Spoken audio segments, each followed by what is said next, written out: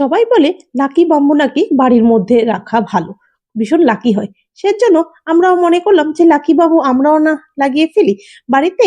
Fighter মাছের যে বোলটা ছিল সেটাই অনেকদিন থেকে পড়ে আছে, এর মধ্যে অ্যাকোরিয়ামের ওপরে রাখা থাকতো।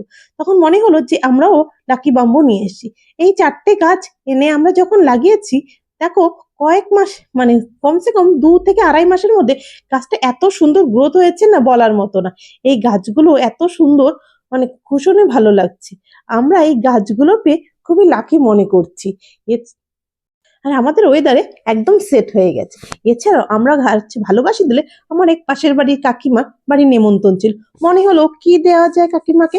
কাকিমা ভীষণ গাছ ভালোবাসে, সেজন্য কাকিমার জন্য স্নেক প্ল্যান্টটা এনেছি আর সুন্দর একটা বোল নিয়ে এসেছি, সাথে পাথর দিয়ে ডেকোরেট করে দিয়েছি।